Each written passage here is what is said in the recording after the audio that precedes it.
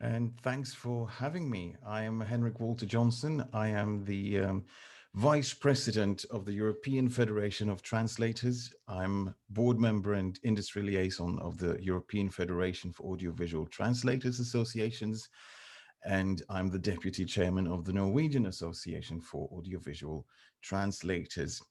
I am here to talk about subtitling guidelines. The subtitling tradition dates back to 1960 in Norway. That's when the Norwegian public channel NRK started their first television broadcasts. They had already existed as a radio broadcaster for some years, but the TV started in 1960. Since then, and up until now, we've basically had a really good run with subtitles. The average Norwegian reads the equivalent of 17 books worth of subtitles every year. That's a lot of subtitles. Norwegians expect subtitles and they like subtitles and they want subtitles on international content. Um, and this was a very successful venture for Norwegian television up until around the time of the year 2000. What happened then was that we had a few new players on the field. Certain international broadcasters started broadcasting in Norway. Mainly the Discovery Channel, a few channels from BBC, and also the National Geographic Channel entered the Norwegian market. So for us, that was wonderful. Up until then, up until 1992, I think it was, we had one TV channel. From 92 onwards, we had something like two, and then maybe three or four throughout the 90s. And then suddenly, now we have 15. Whoa, this is cool. The problem was in the beginning, they didn't have subtitles at all. But then eventually they realized that it's probably a good idea to have subtitles in these countries. But what they gave us was subtitles that weren't very well. I'm not going to say they weren't very good, but I'm going to say that they didn't follow the rules that we were used to in this market. So that was a problem. The viewers had subtitles that, for instance, they raced across the screen so they couldn't see. Norwegian viewers didn't have time to read the subtitles before they disappeared and were replaced by new ones. So it was clear that something had to be done. And the problem for us was that we didn't really have an established rule book for subtitling. We had just developed a convention, a way that everybody did it, especially NRK, the public broadcaster. They did it in a certain way, and all of the other Norwegian channels followed their example. But when these international channels came, they didn't follow NRK at all. They had their own way of doing it. Um, they did use local language service providers, though. So, for instance, at the time we had a company called Broadcast Text, we had SDI Media, we had BioVision. Local agencies knew of the Norwegian tradition, but they would typically give the client what the client asked for. And the problem was that the customer had no idea what they wanted. They just said, well, do it like this. And then translators were instructed to do it the way that, for instance, the Discovery Channel wanted it. So what can you do in a situation like that? It's quite obvious that you need to sit down and talk. And the Norwegian Association for Audiovisual Translators decided that we should create a safe space where we could sit down at least once a year, sit down and talk about things, not necessarily make any decisions or sign any agreements, just talk about things and see what comes from it. The first year we invited all of the stakeholders in the industry to come. It was quite a show because they showed up with lawyers, a lot of them, and it was like a trench war where nobody trusted anyone, and we were all suspicious and afraid to speak. Um, but during the course of the meeting, it turned out to be quite a constructive conversation. And the year after, when the second seminar took place, none of them had lawyers with them, and the tone was completely different. That's when we started getting constructive. And one of the things that came up during one of these seminars was, how about we create a document of best practices, to use an EU term, subtitling standards for good quality subtitling in this country. And they all agreed because we had a good tone by then. So I was appointed project manager for this, and we had other members of the entire industry to come along on the project. The end clients were represented by broadcasters and streaming services. We had NRK, the public channel. We also had the commercial broadcasters, TV2, TV Norway, and Discovery. We had the language service providers represented by BTI Studios, SDI Media, and BioVision. The authorities were represented by the National Language Council, which is a branch of the government, and the practitioners, of course, which were handpicked by the translators associations. We all sat down physically in a room together around a table, and we discussed what would go into these guidelines. We looked at all of the practices, especially BTI Studios had already written a quite extensive rule book, which we looked at in the beginning. But the actual guidelines that were produced in the end were only 4 pages long. And I'm sure we can provide a link for you to go in and check them out. We've translated them into English, and they're available to all. And what we did was that we sat down and discussed word by word how to write these guidelines to make sure that everyone agreed on everything. And if there was something we couldn't agree on, then it didn't go into the guidelines. An example of that is when a sentence continues from one caption to the next, then how do you mark that? Like, do you put a dash? Do you put 3 dots? Do you put nothing? Like, do you make the sentence just end with no punctuation? That's sending a signal. There were different ways of doing it, and nobody wanted to step down. And so we couldn't agree. And so our guidelines say nothing about that. It's basically up to you how you want to do it.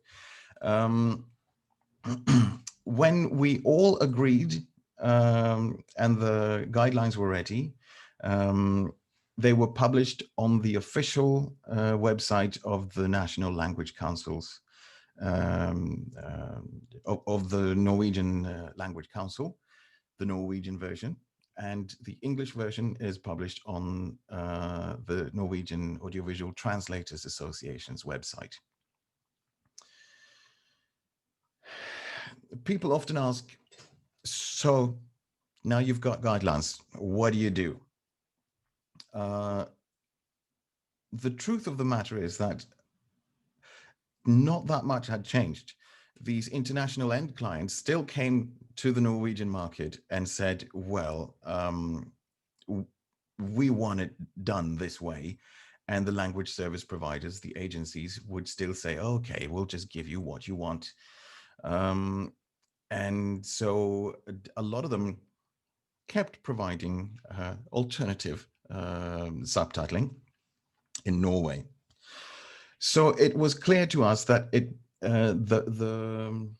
our work was not done, even though we had produced results. We needed to go out and we needed to tell people that these guidelines also have to be followed. And of course, the Norwegian broadcasters already follow roughly these guidelines. You've got the public channel NRK, you've got the largest commercial channel TV2, you've got the oldest commercial channel TV Norway, you've got TV3, which started out as something like a Scandinavian project that's still going, and of course now all of these have sister channels. Like for every one of those, there's probably 3 others now under the same umbrella.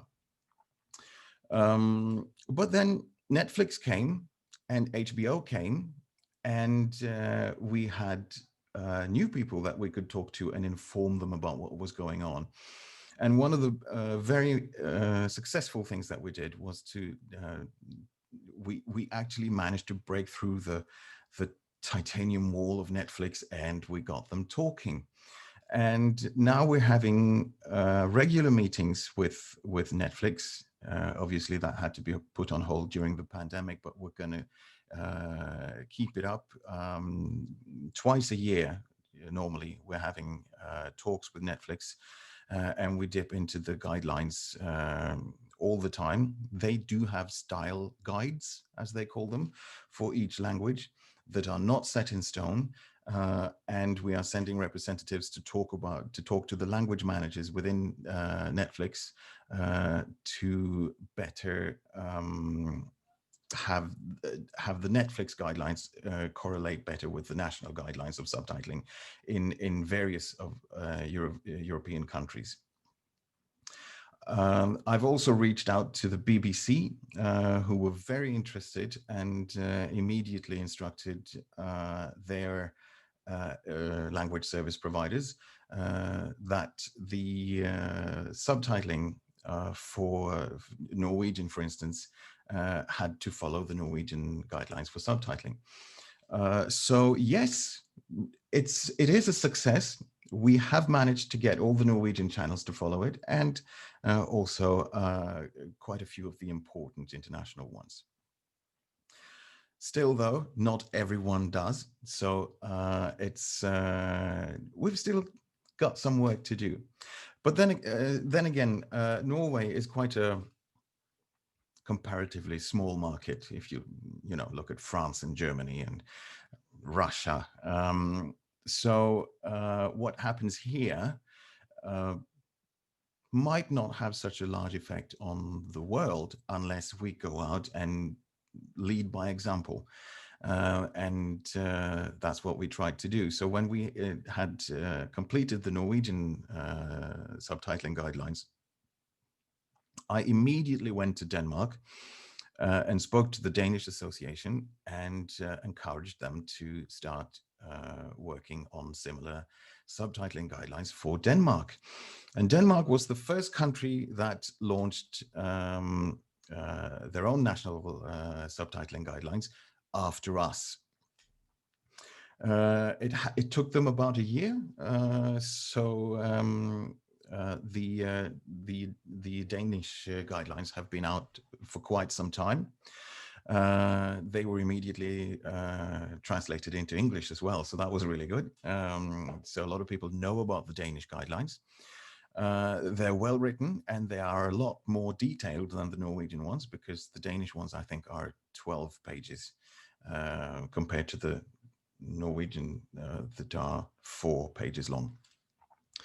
Then Sweden and Finland. We got the Netherlands, Germany, Slovenia, and Croatia to launch national guidelines for subtitling now. We've also got a similar document for France. It was developed a long time ago, so I'm not quite sure how well it compares if it goes into the fold or not. But we're looking into that. Maybe the French can be revised. There's also a British association called SATL. They have made guidelines for their members. It's not for the entire industry, but it's for the members who work in the United Kingdom. I've also traveled to Australia, to China, and to Russia to encourage these countries to start projects. I am the advisor for the Chinese project. I am an something like an advisor for the Russians as well. They haven't come as far as the other ones yet. There has been interest in Spain. There's interest in Czechia. And I know that they talked about it in Poland last year at the conference there. So a lot of things are going on with national guidelines for subtitling. And if your country, if you're watching from a country that hasn't been mentioned right now, and you're interested in starting this kind of work, contact me, and I'll be very, very interested in helping you kickstart the project.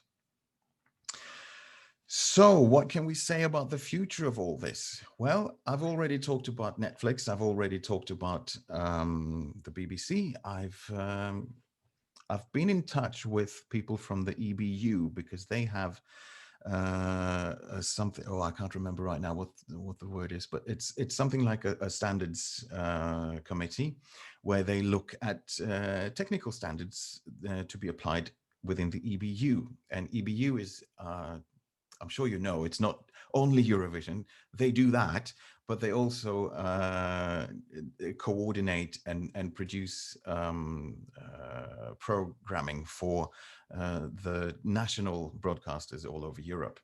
So having them on board would be really, really good. We're scheduled to talk to them. There is a European level of language councils. So most European countries have one, and every once in a while they get together and they meet and discuss things that are important to them. This European Language Council is called EFNIL, and we are talking with them about going there and informing them about what's going on. There's a new association, a global entertainment association called EGA, which is also looking into making standards for dubbing and subtitling, rather more technical, I think, but I'm involved with that as well. And I'm also talking to MESA, which is the industry association.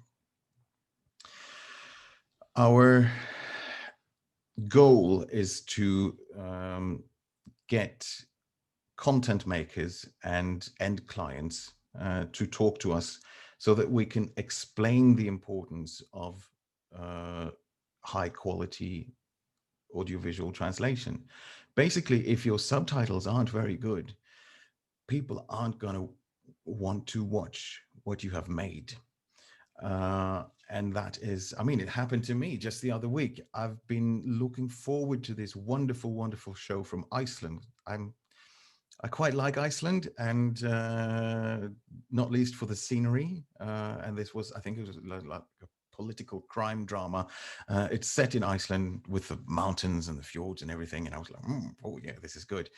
Unfortunately, the subtitling was so fast that after having watched something like 10 minutes, I had read the entire time and I hadn't seen a mountain.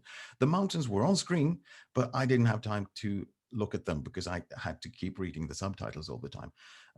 And so that was unfortunate for me and for the producers of this Icelandic series, because I stopped watching after 10 minutes. Instead of 10 episodes, I got 10 minutes and then I couldn't take it anymore.